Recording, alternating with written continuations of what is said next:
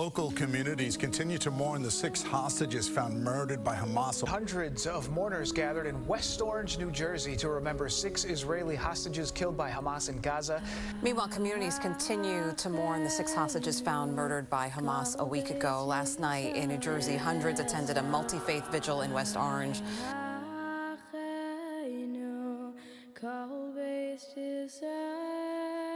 This is just a gathering, a grassroots effort. We have several hundred people. We don't know any of them individually. Bodies were found by Israeli forces last week. Among the dead was Israeli-American Hersh Goldberg-Polin. And the demonstration also included a candlelight procession.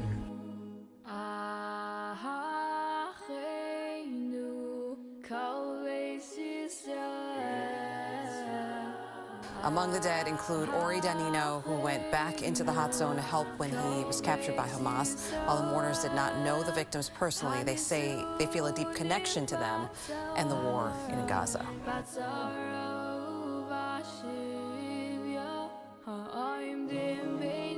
This is a Judeo-Christian event of multiple faiths coming together and saying Islamic terrorism is a horrific thing and we need to stand up. And the reason that we are all here is because 11 months later, the pain of our brethren hurts every single one of us. We are all in pain. We are all feeling their pain. We can't sleep at night because they can't sleep at night. And we're here because we want the world to know that we will never forget, and we continue to recognize them, to remember them, and to bring awareness to them. And we stand here with this milk carton so that the world gets its act together in recognizing that the Jewish people only want peace and forever have only wanted peace. And that the atrocities that took place on October 7th hurt us to this day, and the results of that hurt us to this day. And we will never remain silent. More than 250 people held candles and marched to remember the 2 women and 4 men brutally murdered by Hamas terrorists after being held captive and tortured in Gaza for 11 months. Many held life-size photographs of the 6 killed. Among the dead was Israeli-American Hersh Goldberg-Polin. A missing persons display in New Jersey includes his picture, with the photo now altered to reflect his killing. This candlelight procession and service was personal to many who had met the family of Hersh Polin Goldberg, the only U.S. citizen killed. His mother had visited this synagogue. Others had lost relatives in the October 7th Hamas attack.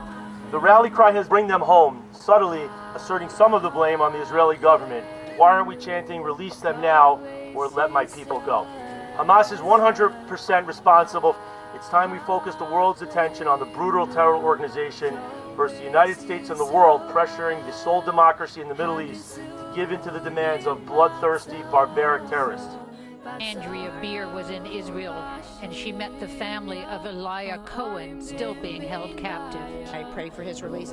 His parents are amazing. They have so much faith in God and so much faith that he will be returned home. We have to figure out how to make this end. And just hearing their stories, and they're so young, and what an ordeal. Alexander Lobanov, 32 years old. He is survived by his 2-year-old child and a 5-month-old child. The youngest having been born while he was actually in captivity in Gaza.